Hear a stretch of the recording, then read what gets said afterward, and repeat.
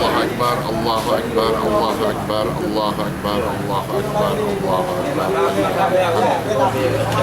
Selamat Hari Raya, maaf zahir batin kepada semua umat Islam, terutama sekali masyarakat yang berada dalam jajahan masa yang mana kita sama-sama akan menyambut Hari Raya Aidilfitri yang mana menjadi rutin kita sebagai umat Islam, dan insya-Allah Hari Raya pada tahun ini kita akan kembalikan semua tenaga kepada umat Islam supaya kita sama-sama menjaga agama Allah yang kita anut sekalian.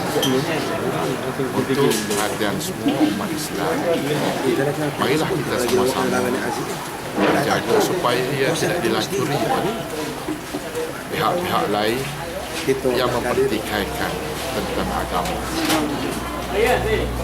Dan di samping itu juga kita mesti menaikkan taraf ekonomi umat Islam, yang mana apabila kita berada di atas dengan cukupnya, insya-Allah kita akan dihormati dan juga kita akan menjadi bangsa dan beragama Islam yang cukup untuk dihormati dan dikagumi oleh agama lain dan bangsa.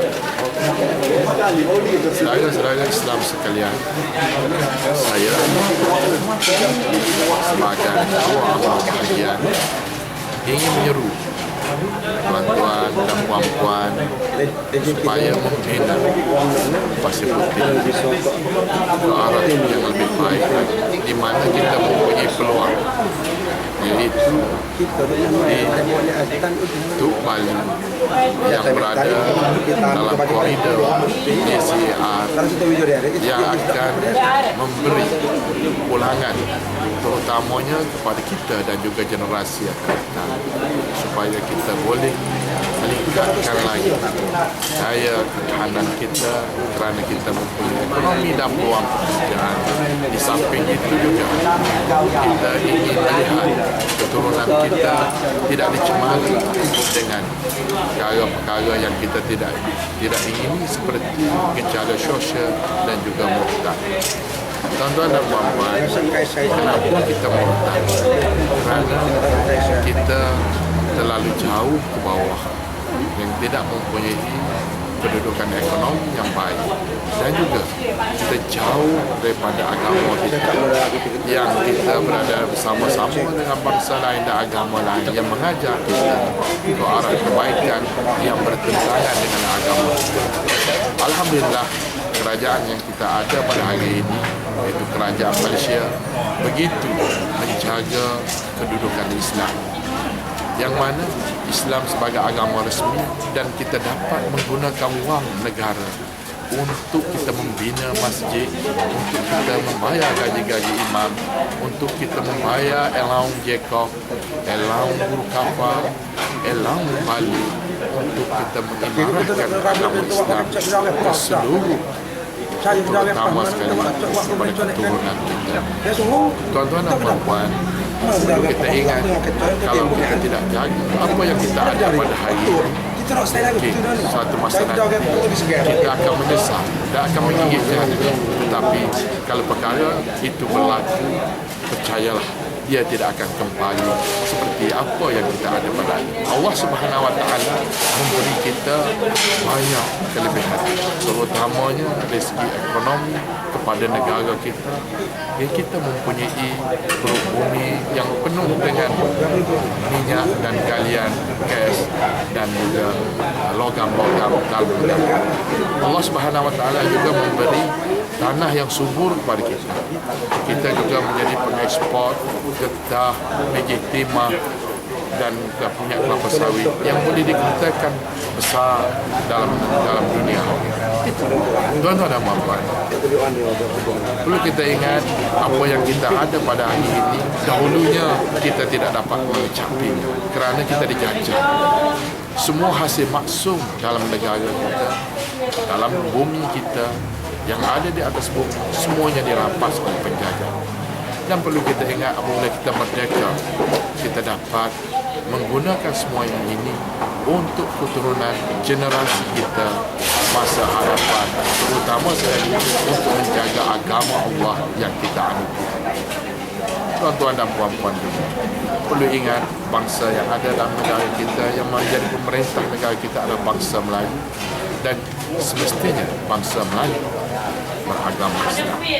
Jadi kita harap, tuan-tuan dan puan-puan, saya harap supaya kita benar-benar menghayati kemerdekaan, kerana tahun ini kemerdekaan dan juga sambutan Aidilfitri adalah lebih kurang sama, dan tahun lepas masanya adalah sama, tarikhnya sama, dan tahun ini masih lagi kita berada dalam bulan yang sama. Aidilfitri dalam bulan Ogos, hari kemerdekaan juga dalam bulan Ogos. Maka kita ambil iktibar supaya kemerdekaan yang kita ada pada hari ini kita jaga dengan sebaik mungkin, dan insya-Allah kalau kita jaga apa yang kita ada pada hari ini, insya-Allah Allah Subhanahu Wa Taala akan menyelamatkan kita, dan jangan kita persia-siakan apa yang dilaksanakan oleh orang tua kita yang mempersakakan kepada kita bumi kita. Jangan kita menjadi pemusnah kepada agama, kepada bangsa dan juga negara. Jangan kita bagi tanah-tanah kita kepada orang-orang asing yang akan menggunakan tanah dan akhir sekali akan melemahkan ekonomi, dan juga akhir sekali akan melemahkan ekonomi. Jadi harapan saya, marilah kita sama-sama membina Pasir Putih, terutama sekali ekonomi dan juga sosial. Dan harapan saya juga, apabila kita membina dengan baik, semua anak-anak Pasir Putih yang berada di luar akan pulang ke pangkuan keluarga yang mana di kawasan Pasir Putih dan Kelantan akan ada ruang dan peluang pekerjaan untuk kita, dan akan menanti. Marilah sama-sama kita ikatkan azam kita supaya kita akan berjaya dan akan kekal berjaya sehingga hari kiamat.